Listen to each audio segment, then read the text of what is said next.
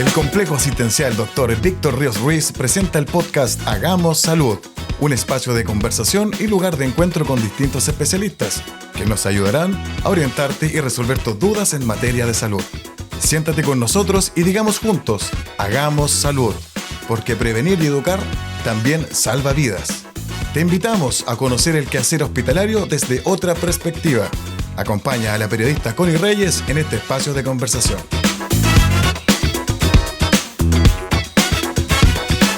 ¿Cómo están? Nos reencontramos en una nueva edición de Hagamos Salud, el podcast del Complejo Asistencial Dr. Víctor Ríos Ruiz, donde hoy queremos conversar con ustedes acerca del cerebro. Ya lo hemos dicho, prevenir y educar también salva vidas. Habitualmente estamos conversando, dialogando con nuestros profesionales acerca del cuidado de la salud, pero muy importante es también este órgano vital para el funcionamiento de nuestro cuerpo. Para conversar acerca de este tema, hoy nos acompaña nuevamente la doctora Nadia Valdés, neuróloga del Complejo Asistencial. ¿Cómo estás, Nadia? Bienvenida, gracias por acompañarnos. Hola, bien, gracias por la invitación. Conversamos de igual forma con Carla Muñoz, neuróloga también de nuestro Complejo Asistencial. Carla, bienvenida. Hola, muchas gracias por la invitación también a participar. Carla, cuéntanos, ¿qué es el cerebro? ¿Cómo podemos describir este órgano? Bueno, el cerebro es un órgano muy importante, ya es el órgano que comanda todas las otras funciones de nuestro organismo. Y desde ahí nosotros podemos desarrollar nuestro lenguaje, entender lo que nos dicen, podemos movernos, también podemos ver cómo nos movemos, podemos proyectar lo que nosotros vemos y podemos interpretar también todo lo que va sucediendo a nuestro alrededor. O sea, en el fondo el cerebro es el gerente de este cuerpo, ya que va comandando las distintas funciones y también se encarga de lo que nosotros comunicamos al entorno. Cumple una función, un rol muy importante y por lo mismo la Federación Mundial de Neurología ha dictado dentro de esta semana, el Día Mundial del Cerebro para promover la necesidad de crear conciencia sobre el potencial de este órgano desde sus riesgos y también desde sus enfermedades.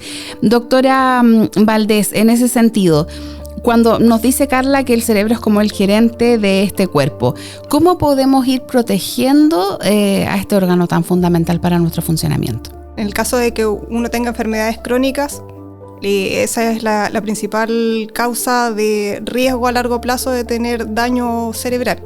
Por ejemplo, si se tiene hipertensión, diabetes, hay que tenerlas bien controladas porque eso aumenta el riesgo de tener hemorragias, accidentes vasculares, infartos, a corto o a largo plazo. Y lo otro también que aumenta mucho el riesgo es los golpes en la cabeza. Entonces tratar de evitar todo lo que genere un golpe importante en la cabeza, por ejemplo, actividades de riesgo con altas caídas, con altas contusiones, por ejemplo los deportes de contacto. Tratar de evitar en el fondo esas conductas que podrían generar a largo plazo alguna lesión importante a nivel cerebral. En esa línea, Carla, sabemos que el cerebro contiene mucha agua y es por ello también fundamental permanecer hidratado como un factor protector, por decirlo de alguna u otra forma. ¿Cómo influye el consumo de agua en el funcionamiento del cerebro? Si yo no tomo agua, voy a deshidratar mi organismo y lo mismo pasa con el cerebro. Y si no tiene la cantidad de agua suficiente, no va a funcionar de la manera que debería funcionar. Y podemos tener algunos signos neurológicos relacionados con eso, estar un poco desorientado, no saber dónde está, un poco inatento, y le va a costar obviamente tener este comando de las distintas funciones. En esta época del año la gente rehuye un poco el consumo de agua. Nos dicen alguien prefiere té, café, sobre todo el café, pero tenemos que hacer hincapié entonces en que es necesario el agua sola. Lo que sí hay que evitar ya son bebidas gaseosas, por ejemplo, que tienen muchos colorantes, tienen azúcar y tienen altos niveles de sodio. Ese tipo de bebidas son las que hay que evitar. Hemos escuchado harto, Nadia, o lo podemos ver a lo mejor en nuestra vida cotidiana, a las personas mayores que hacen puzzles, sopas de letras, y particularmente desde los 60, 65 años en adelante, probablemente coincide con su jubilación, juegos de mesa también, y ellos toman la conciencia y dicen, no, esto es importante para mantenerme activo. ¿hay algunos de mayor dificultad? A lo mejor que podamos ir trabajando o permitirles a ellos tener a su acceso para que puedan laborar. Cualquier actividad que mantenga ocupada la cabeza es útil para prevenir el riesgo de deterioro cognitivo o demencia a largo plazo. Pero en el fondo, uno de los factores protectores es el nivel educacional. Mientras más años de estudio uno tiene, menos riesgo de demencia tiene. Pero en nuestra población, que los años de estudio son un poco menores, en general se ha visto que los pacientes que tienen más contacto con mascotas, con niños chicos, los pacientes que tienen nietos, como tienen un estímulo constante, también tienen menos riesgo de hacer deterioro cognitivo, porque en el fondo los niños, los perros, las mascotas son estímulos permanentes. Alto dato, lo voy a grabar aparte para las abuelitas de la casa, entonces les hace bien quedarse con los nietos.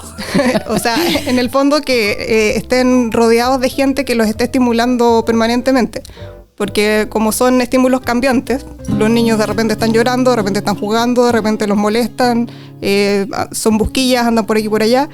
Eso mantiene distintas partes del cerebro activadas, entonces funciona como un estimulante. El intercambio ahí intergeneracional también es súper importante, tanto para los niños nutrirse de la experiencia de las personas mayores y viceversa. Y lo otro es el contacto social. O sea, los ancianos o los adultos mayores que no tengan nietos no necesariamente van a tener que buscar sus nietos. Sí pueden participar de grupos de adultos mayores, hacer estas actividades de paseos, actividades recreacionales. Es muy útil también el mirar películas de su época, hacer estos karaokes con música de la época también, que también les hace recordar ciertos pasajes de su vida y también los mantienen activos intelectualmente. Hay harto entonces que pueden hacer y que podemos hacer todos para cuidar la salud de nuestro cerebro. Tenemos muchas preguntas que nos han llegado de nuestros usuarios, siempre abrimos la posibilidad en el último bloque, así que les agradecemos también el feedback que tenemos a nuestros auditores. Vamos a seguir conversando con ustedes acerca del cerebro luego de esta pausa. Porque prevenir y educar también salva vidas, te invitamos a activar las notificaciones de nuestro podcast en Spotify para que juntos, semana a semana, hagamos salud. Primer llamado, no contesta. Segundo llamado, no contesta. Los vamos a ver a su casa, no los podemos ubicar. Queremos contactarte. Ayúdanos en esta tarea. Cuando vengas al Complejo Asistencial Dr. Víctor Ríos Ruiz, acércate al oficial de módulo y actualiza tus datos. Así, tú y yo estamos conectados. Hola, soy el Dr. Yuri Hernández Canales, broncopulmonar infantil jefe del Servicio de Pediatría del Hospital Base de Los Ángeles. Necesitamos con urgencia que los padres lleven a sus hijos a inmunizarse con el anticuerpo monoclonal Nirsevimab, que protege a los niños y niñas y que va a evitar que enfermen, se hospitalizan y mueran por el virus respiratorio sincicial. El año pasado hubo niños y niñas que murieron por falta de cupo en los cuidados intensivos en nuestro país ante esta infección grave. Por ello, hago un llamado a la población a que concurran sin miedo. Esto es un medicamento, no es una vacuna, que los protege de enfermar y que evita las consecuencias a posterior por el virus respiratorio sincicial. Por favor, los padres de los niños y niñas que nacieron desde octubre del 2023 en adelante, este es el momento para ir a su vacunatorio más cercano. Hágalo. No queremos más muertes que se podrían evitar. Continuamos conversando con ustedes acerca del cerebro en esta semana en que se conmemora el Día Mundial de este órgano, que ya lo decía la doctora Muñoz, es una especie de gerente de nuestro cuerpo, de nuestro organismo, y que tiene que ver con la comunicación, también con cómo nos movemos, cómo sentimos y cuán importante es poder cuidar la salud entonces del cerebro. Le vamos a agradecer a la doctora Nadia Valdés, neuróloga, quien también nos había acompañado en otra ocasión en nuestro podcast Hagamos Salud, y damos la bienvenida al doctor Óscar González, jefe del Centro de Costo de Neurocirugía, especialista neurocirujano. ¿Cómo está, doctor? Bienvenido a Hagamos Salud. Hola, ¿qué tal? Muchas gracias por la invitación. Gracias a usted, doctor, por su tiempo. Queremos saber cuáles son las principales patologías que llegan a este centro de costo. Bueno, allá en nuestro servicio, en el fondo nosotros compartimos junto a neurología y podemos decir que fundamentalmente las principales causas de ingreso son el accidente cerebrovascular por la parte de neurología y en la parte de neurocirugía el traumatismo encefalocraniano y en segundo lugar los tumores. Esas serían como las principales causas de hospitalización en patología cerebral. Y que tienen 3 ingresos también distintos. La primera que usted nos mencionaba era el accidente cerebrovascular. Y esa se produce en parte por estos estilos de vida saludable que muchas veces transgredimos, como nos explicaban previamente. Los factores de riesgo, fundamentalmente los cardiovasculares, que son conocidos por la gente, la diabetes, la hipertensión, el tabaquismo, el sedentarismo, son factores de riesgo también para patología cerebral y que tienen en común que eventualmente pueden manifestarse como un infarto cerebral o como una hemorragia cerebral.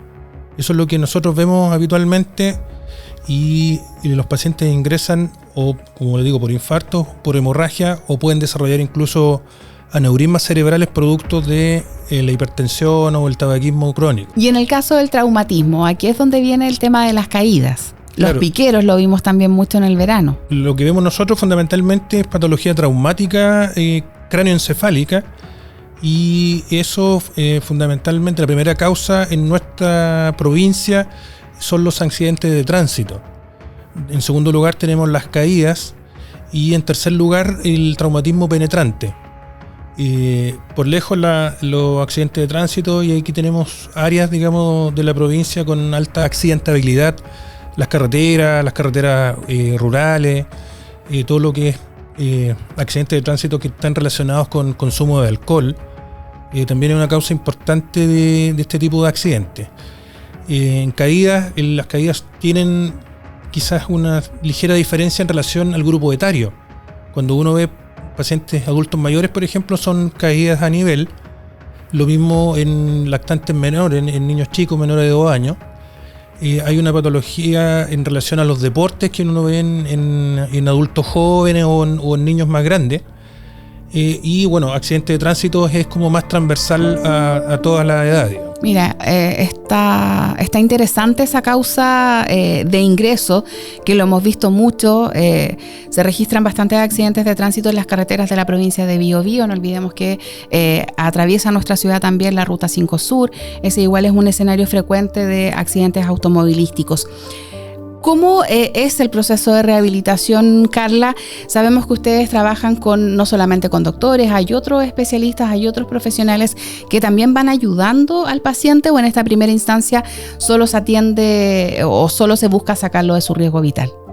No, la rehabilitación parte desde que el paciente ingresa al servicio y se hace de una forma multidisciplinaria. O sea, trabajan con nosotros kinesiólogos, fonoaudiólogos, terapeutas. Muchas veces también le pedimos a psicólogos que los evalúe, y cada uno dentro de su área. En el caso de la rehabilitación neurológica, el kinesiólogo va viendo mucho más el aspecto motor, ya los movimientos, junto con el terapeuta, que también la idea es que según el déficit que vaya teniendo se reincorpore de la mejor forma a la vida que tenía, ya, o que vaya adquiriendo nuevas competencias que vayan reemplazando la función que se perdió.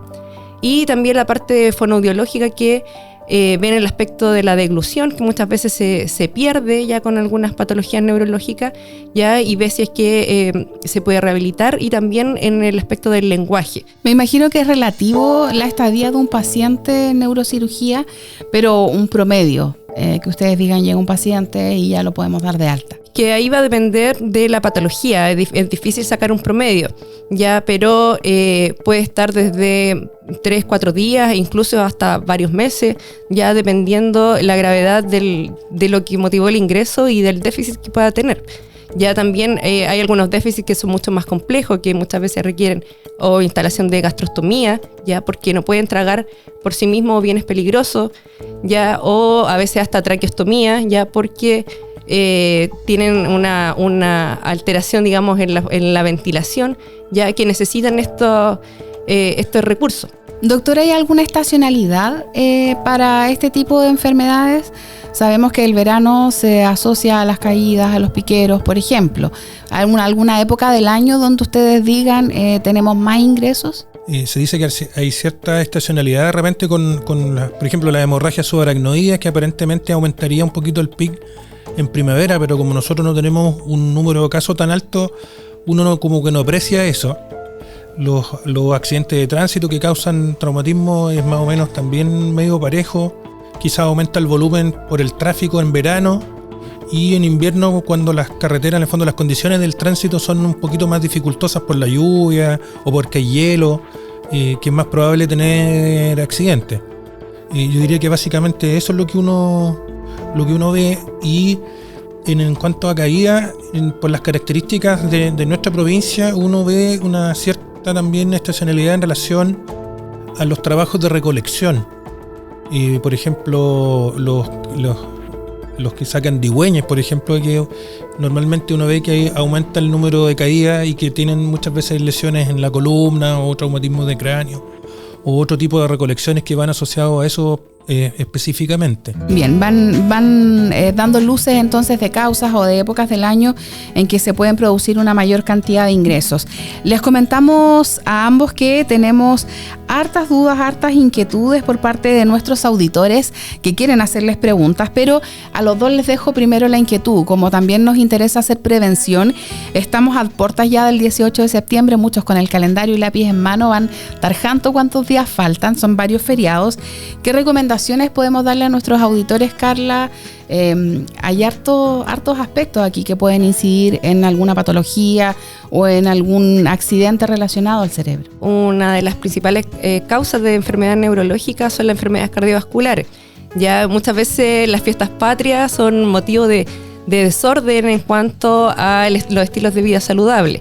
Ya como este año es tan largo, el 18, ya el llamado es que a no descuidar ese aspecto, ya, y que si lo hacen, luego también lo retomen, ya, porque en el fondo el cuidado tiene que ser transversal a todas las épocas del año.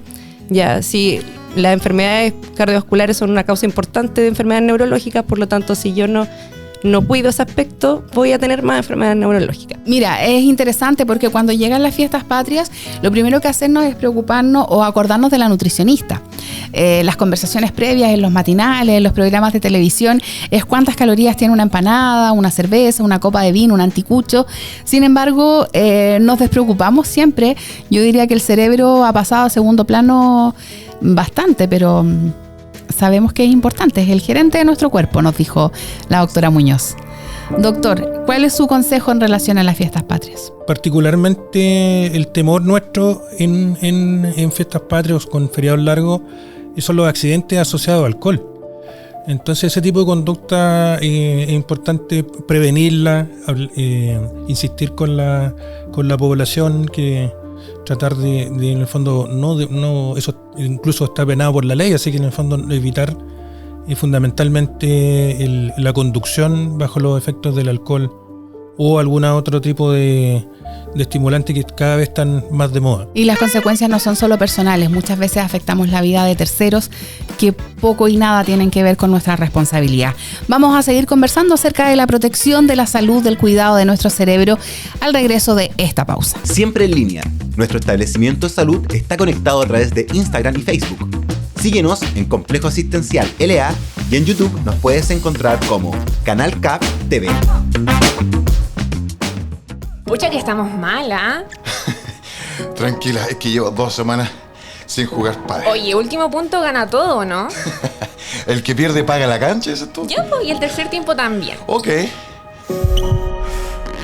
Oye, Ariel, ¿estás bien? ¿Qué te pasa? Ariel, ¿qué te pasa? Ariel. Ejercita tu corazón, porque cada latido cuenta. Para una vida llena de latidos felices. No dejes de cuidarlo. Cuida tu corazón, cuida tu vida. Hagamos Salud es el podcast del Complejo Asistencial Dr. Víctor Ríos Ruiz. Una instancia de comunicación que busca acercar a nuestros especialistas y subespecialistas hacia la comunidad para resolver sus dudas y mejorar el funcionamiento de nuestro hospital. Cada semana se invita a 1 o 2 profesionales del complejo asistencial para solucionar dudas en un lenguaje simple, claro y cercano a la comunidad. Uno les enseña a vivir un año nuevo distinto, con esta silla vacía que nos va a recordar toda la vida ese ser querido que ya no está con nosotros. Lo importante es que te des cuenta que al frente también tienes una persona que tiene familia, que optó por estar ahí, por estar poniendo toda su pericia, todo su conocimiento y todas sus ganas para ayudarte. Creo que los momentos preciosos que la vida nos brinda para disfrutar con aquellos que amamos, no hay que transarlos por nada.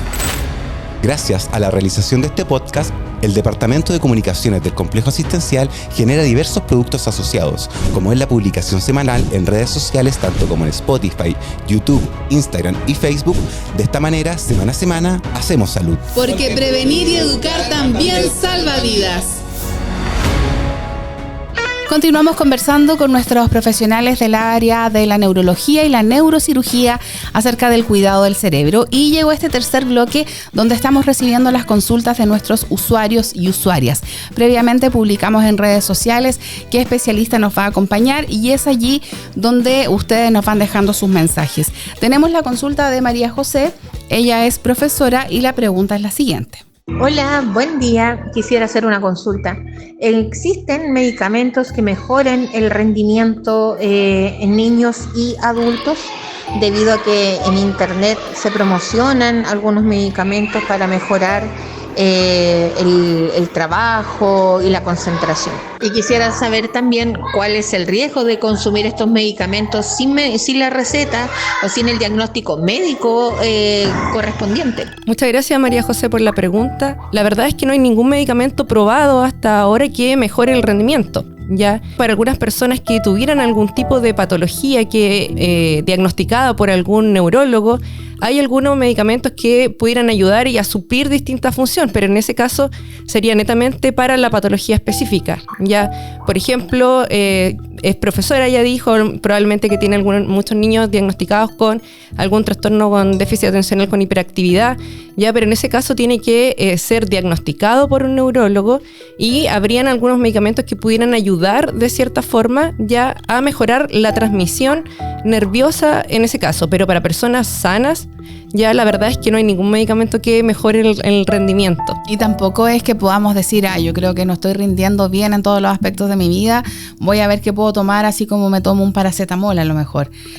Bueno, ni siquiera el paracetamol debiésemos tomarlo sin indicación. Claro, la verdad es que no. También preguntan mucho, colgándome un poco de la pregunta, por las vitaminas. Siempre deme vitaminas para mejorar el rendimiento. Y la verdad es que si no tiene un déficit de esa vitamina, tampoco es aconsejable que tome. También las vitaminas son medicamentos, ya, por lo tanto, si es que a mí no me hace falta, no voy a generar ningún beneficio tomando más de lo que necesito en el fondo. Reforzar entonces ahí la recomendación que siempre les hacemos: no automedicarse, tampoco comprar medicamentos en la feria o en publicaciones por internet, y siempre consultar a su médico o a su especialista. Vamos con la siguiente consulta para el doctor González. Doctor, mi hijo ha tenido que someterse a diferentes tomografías a su cabeza y quiero saber si esto puede afectar a su salud más adelante. Bueno, importante mencionar que en relación a la aproximación que nosotros tenemos al estudio cerebral, uno de los exámenes que está ampliamente disponible en la urgencia es la tomografía computada, que es un examen en base a radiación. El mismo principio que la radiografía, pero que una tomografía de cerebro sin contraste equivale más o menos como a 40 radiografías.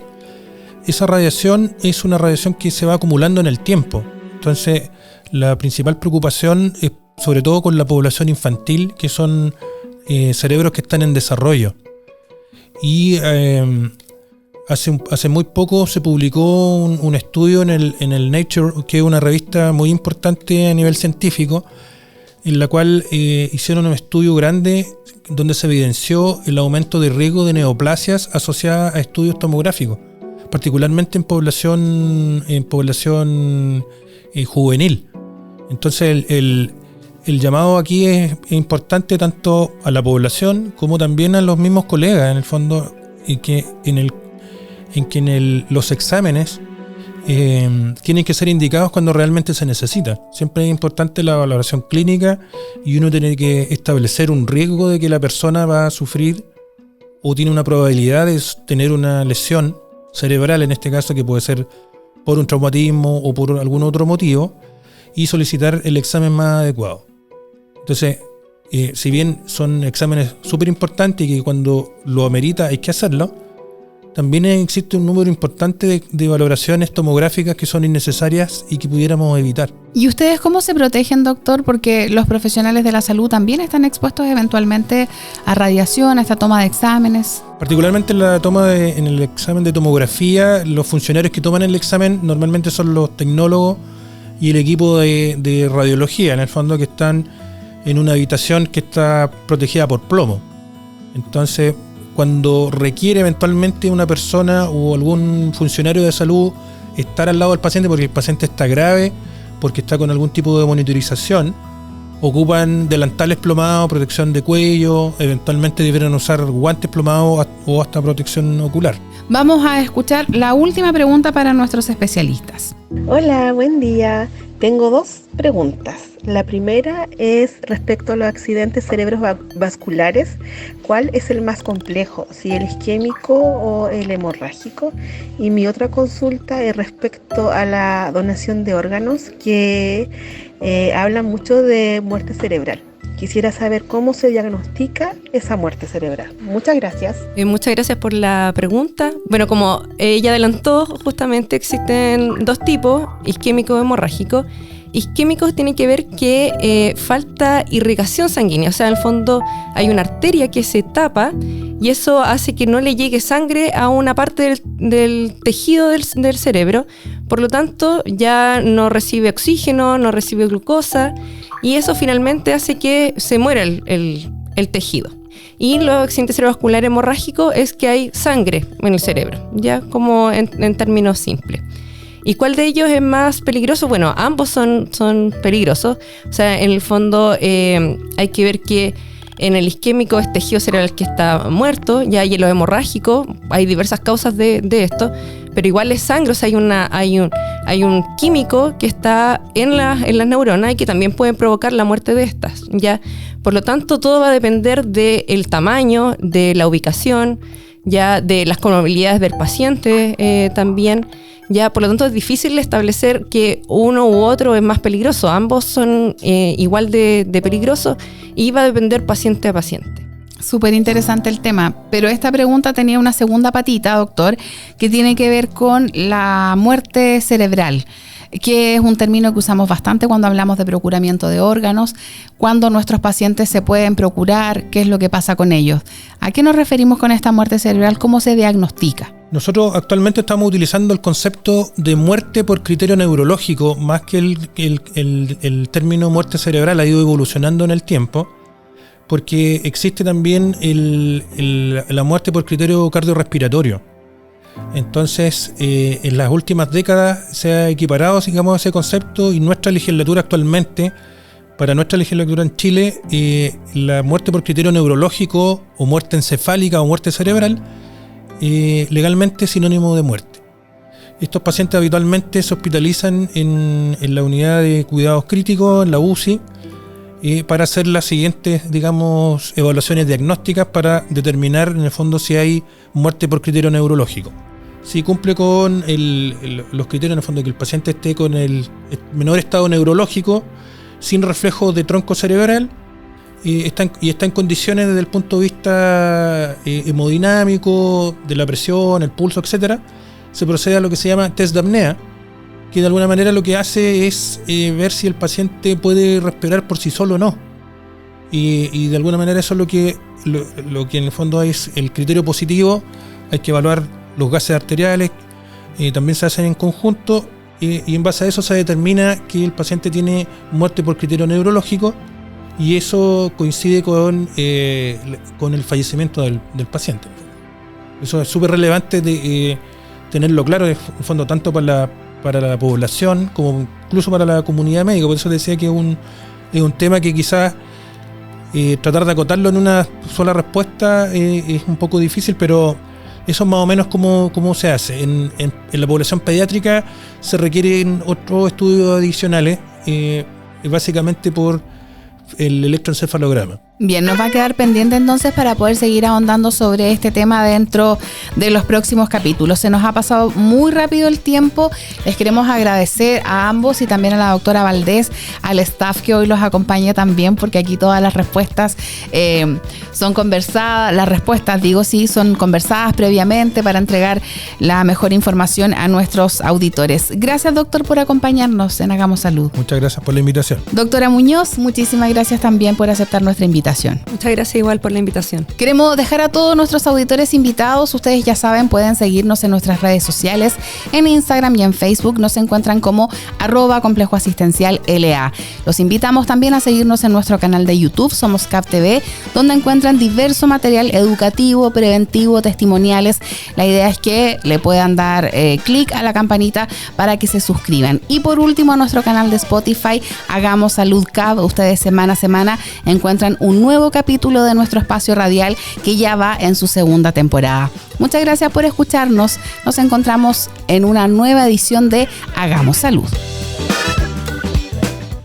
Hagamos Salud cuenta con el patrocinio de las cafeterías Compass, ubicada al interior del complejo asistencial, para brindar servicio de café a todos nuestros invitados. Recuerda que si eres funcionario, Corner Café Grato te espera en el segundo piso del edificio Lemun, y también Café Grato, ubicado en el piso -1 del edificio Maguida. Esta última está abierta a todo el público. Gracias por acompañarnos en este nuevo capítulo de Hagamos Salud. Recuerda activar las notificaciones de Spotify para que no te pierdas el próximo programa. Porque prevenir y educar también salva vidas.